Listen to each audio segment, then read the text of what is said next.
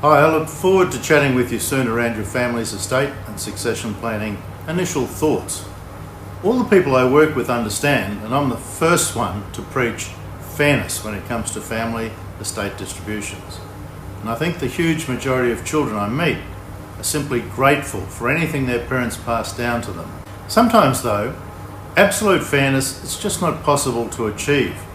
Maybe there's just one farm, too many children, no off-farm assets, people dying before asset values are realised, and unequal values of assets gifted, maybe the special needs for particular children, or a desire for a family member to take over the main farm, or tons of other reasons. Yet even if unequal, we still manage to create asset gifts and generosity regardless. And as I said, mostly, children are grateful for any estate gift.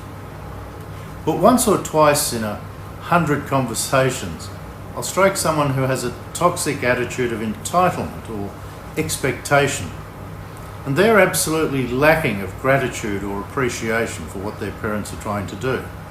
In fact, in truth, I'd call them ungrateful brats or entitled little pains in the backside who think the world or their family owes them a living. And sometimes I need to tell people, if you want to contest these plans, you and everyone else will end up with way less than anyone was hoping for. It'll only be the lawyers who win. But most times, karma is the only thing to fix selfishness. And just to throw another spanner in the works, other times it's the son or the daughter-in-law who turns up with an attitude which can really screw up good family plans and harmony. So that's why I only meet with the children of clients, not anyone else. But mostly, the massive majority of children just aren't sitting back waiting for mum or dad to die to fix up their own financial woes. They want mum and dad to enjoy life and to enjoy the rewards of their life's work. These are the kids I love chatting with. And either way, my driving goal is family harmony and all of you children laughing around the tree at Christmas time together. So remember, when we do catch up, it isn't always easy to keep everybody happy, but that mostly depends upon your attitude and your mindset. In this gratitude mindset conversation we'll have, I'll discuss with you the concept of our frameworks and our tools we utilise to help calculate distributions between children and the timing of such. And so this distribution matrix is really the key. And using this, I can calculate how to most fairly distribute the estate between the family. This matrix will be discussed with your mum and dad after I've chatted with all of the children. I'd like to give you some time to think about these key questions before we meet.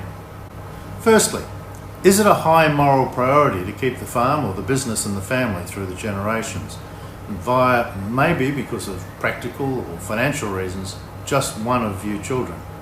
Secondly, is there a child or children in the family who have contributed to the growth of the family business, and I'll be looking for conversations on how do I ensure fairness and recognition for that contribution and for the time. Thirdly, do any children need funds or resources put aside or protected to cover special needs they may have, be that physical, mental or lifestyle? Fourthly, are any children seeking special opportunity funding, and do current plans provide for those specific children?